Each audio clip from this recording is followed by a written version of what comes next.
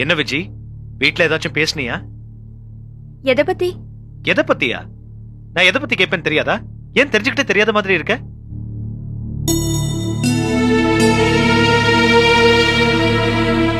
உங்களுக்கு என்ன பதில் சொல்லணும்னு தெரியாமதான் அப்படி கேட்டேன். நம்ம என்ன குழந்தைங்களா? என்ன பதில் பேசுறதுன்னு தெரியாம நிக்கிறதுக்கு? ஏன் கண்ணாமூச்சி விளையாடணும்? எனக்கு ஒன்னும் கண்ணாமூச்சி அண்ணன் விருப்பம் இல்லைங்க. எங்க வீட்டுல நடக்கிறத பார்த்தா எனக்கு ரொம்ப குழப்பமா இருக்கு. குழப்பமா? என்ன நடந்துச்சு? வீட்டுல லீலாக்காவோட கல்யாண பேச்சு வந்துச்சு. போஸ் மாமா செல்வத்துக்கு லீலாவை கல்யாணம் பண்ணலான்னு பேசினாரு.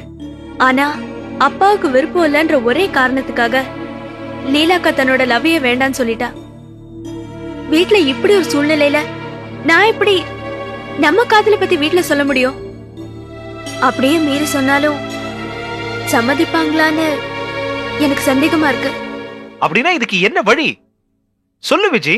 இது எல்லாத்தையும் மீறி நம்ம 2 பேரும் எப்படி ஒண்ணு சேர போறோம்? விஜி, திரும்ப திரும்ப யோசிச்சாலும் இதுக்கு ஒரு வழிதான் பெஸ்ட்னு தோணுது. என்ன வழி? அதான் அன்னைக்கே சொன்னேனே, நம்ம 2 பேரும் சத்தம் இல்லாம கல்யாணம் பண்ணிப்போம். அதான் ஒரே வழி.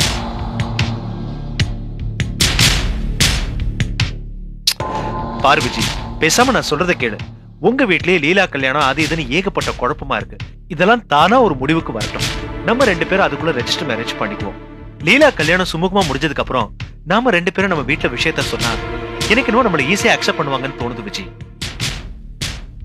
அப்படியே சொல்றீங்க? ஆமா, நீயே யோசிச்சு பாரு. லீலா கல்யாணம் முடிஞ்சதுக்கு அப்புறம் கண்டிப்பா உங்க அப்பா கொஞ்சம் சந்தோஷமாவும் ரிலாக்ஸ்டாவும் இருப்பாரு. அந்த சமயத்துல நம்ம கல்யாணம் பண்ணிட்டோங்கிறத சொன்னா நிச்சயமா அவர் நம்மள அக்செப்ட் பண்ணிப்பாரு விஜி. நீங்க சொல்ற மாதிரி நடக்குமா? எங்க அப்பா நிச்சயம் ஏத்துப்பாரா? உன் மேல சத்தியமா சொல்றேன், ஒத்துப்பாரு.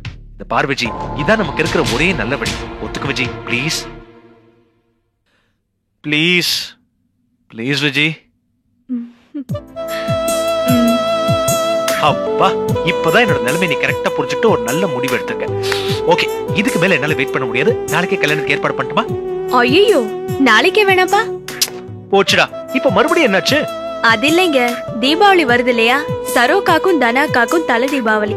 அந்த நேரத்துல இந்த மாதிரி விஷயம் எல்லாம் வேண்டாம். நானும் அவங்களோட சேர்ந்து சந்தோஷமா இருக்கேன். தீபாவளி முடிஞ்சதுக்கு அப்புறம் நாம சொல்லு நம்ம register marriage. Okay, so Deepavali முடிஞ்ச உடனே நாம நினைச்சதெல்லாம் நடக்க போகுது.